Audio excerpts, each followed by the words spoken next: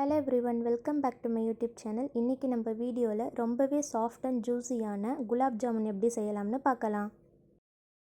நான் இன்னைக்கு GRV பிராண்ட்ல இருக்க இன்ஸ்டன்ட் மிக்ஸ் வச்சு தான் குலாப் ஜாமுன் செய்ய போறேன். இது 175 கிராம் குவாண்டிட்டி. மீடியம் சைஸ்ல 20 ல இருந்து 25 ஜாமுன் கிட்ட நமக்கு இதல கிடைக்கும். இப்போ இத நம்ம மெஷர் பண்ணி எடுத்துக்கலாம். இத நான் ஒரு பவுல்ல அளந்து எடுத்துர்க்கேன். இது கரெக்ட்டா ஒரு பவுல் கிட்ட இருக்கு.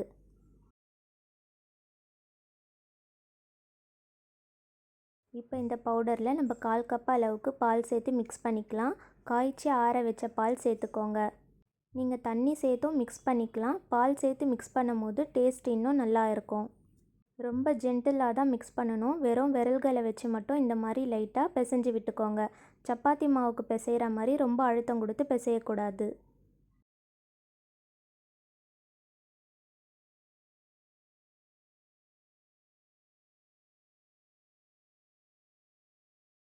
இந்த மாதிரி ஒரு ஸ்டிக்கியான கன்சிஸ்டன்சியில் மிக்ஸ் பண்ணி எடுத்துக்கோங்க. இப்போ இது கையில் ஒட்டுற மாதிரி தான் இருக்கும். நம்ம ஒரு 15 நிமிஷத்துக்கு இதை அப்படியே வச்சிட்டோன்னா இது நல்லா செட் ஆயிரும். இப்போ இதை ஒரு மூடி போட்டு மூடி வச்சுருங்க. 15 நிமிஷத்துக்கு இது அப்படியே இருக்கட்டும். இப்போ நம்ம சர்க்கரை பாகு ரெடி பண்ணிக்கலாம்.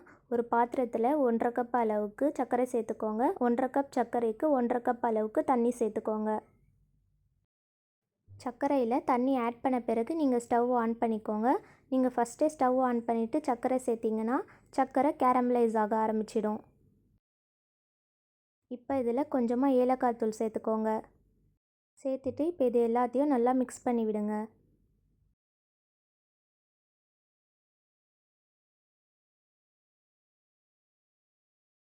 சர்க்கரை ஃபுல்லாக கரைஞ்சிடுச்சு. ஹை ஃப்ளேமில் வச்சு ஒரு 5 நிமிஷத்துக்கு இந்த மாதிரி கொதிக்க வச்சு எடுத்துக்கோங்க. இதை தொட்டு பார்க்கும்போது லைட்டாக இந்த மாதிரி ஒரு பிசு தன்மை இருக்கும். இந்த ஸ்டேஜில் நீங்கள் ஸ்டவ் ஆஃப் பண்ணிடுங்க. இப்போது 15 நிமிஷம் ஆயிடுச்சு. மாவு நல்லா செட் ஆகிருக்கும். கையில் கொஞ்சமும் ஆயில் இல்லைன்னா நெய் சேர்த்துக்கோங்க. அப்போ தான் கையில் மாவு ஒட்டாமல் இருக்கும்.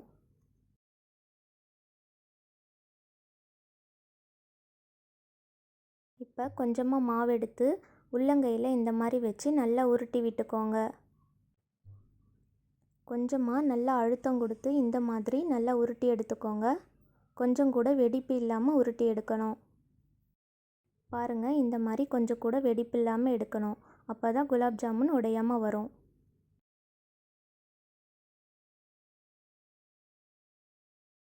இதே மாதிரி மீதி இருக்க எல்லாத்தையும் ரெடி பண்ணி எடுத்துக்கலாம்.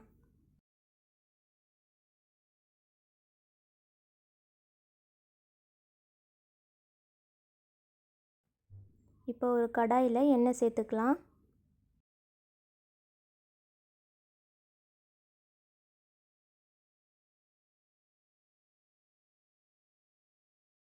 இப்போ இதில் ஒரு டேபிள் ஸ்பூன் அளவுக்கு நெய் சேர்த்துக்கோங்க. நெய் சேர்த்து பொரித்து எடுக்கும்போது ரொம்ப டேஸ்ட்டாக இருக்கும். உங்களுக்கு நெய் பிடிக்காதுன்னா நீங்கள் வெறும் ஆயிலில் மட்டும் பொரித்து எடுத்துக்கலாம்.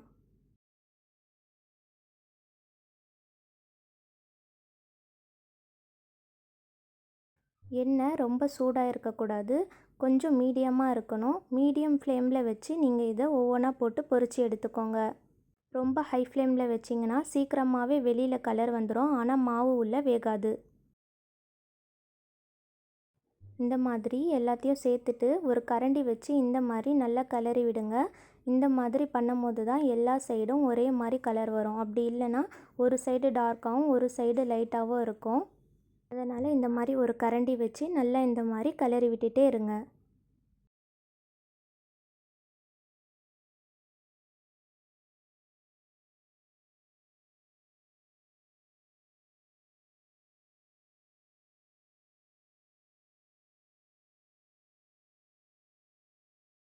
இப்போ இது நல்லா கலர் சேஞ்ச் ஆயிருச்சு. இப்போ இதை நம்ம வடிகட்டி எடுத்துக்கலாம்.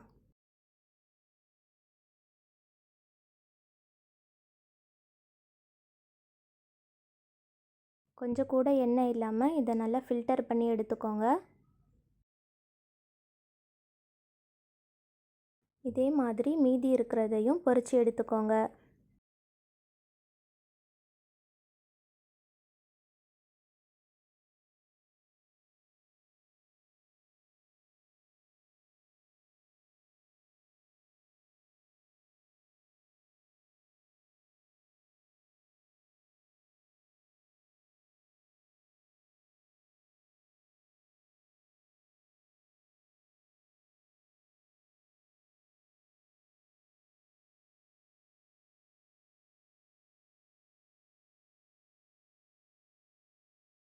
இப்போ இது எல்லாத்தையும் நம்ம சக்கரை ஜீராவில் சேர்த்துக்கலாம்.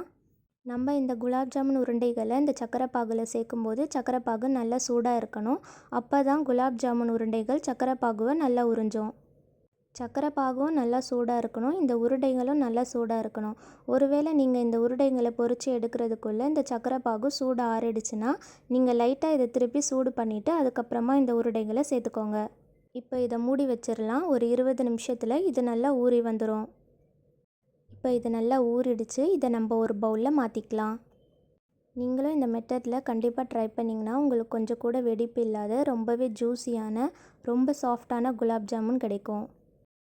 கரெக்டான அளவில் பால் சேர்த்து கொஞ்சம் கூட வெடிப்புகள் இல்லாமல் நீங்கள் உருண்டைகளை உருட்டி எடுக்கணும். சக்கரை ஜீராவை ரொம்ப கொதிக்க விடாமல் சக்கரை நல்லா கரைஞ்சதும் ஓரளவுக்கு பிசுபிசுப்பு தன்மை வந்தோடனே ஸ்டவ்வை ஆஃப் பண்ணிடணும். உருண்டைகளை பொரித்து எடுக்கும்போது ரொம்ப ஹை ஃப்ளேம்லேயும் இல்லாமல் ரொம்ப லோ ஃப்ளேம்லேயும் இல்லாமல் மீடியமில் வச்சு பொரித்து எடுக்கணும். இந்த 3 ஸ்டெப்பையும் நீங்கள் கரெக்டாக ஃபாலோ பண்ணாலே கொஞ்சம் கூட வெடிப்பு இல்லாத நல்ல சாஃப்டான குலாப் ஜாமுன் உங்களுக்கு கிடைக்கும். நீங்களும் இந்த மெத்தடில் கண்டிப்பாக ட்ரை பண்ணி பாருங்கள். ட்ரை பண்ணி பார்த்துட்டு எப்படி இருந்துச்சுன்னு கமெண்ட்டில் சொல்லுங்கள். இந்த வீடியோ உங்களுக்கு யூஸ்ஃபுல்லாக இருந்தால் லைக் பண்ணுங்கள், ஷேர் பண்ணுங்கள். மறக்காமல் என்னோடய சேனலை சப்ஸ்கிரைப் பண்ணிக்கோங்க. தேங்க்ஸ் ஃபார் வாட்சிங்.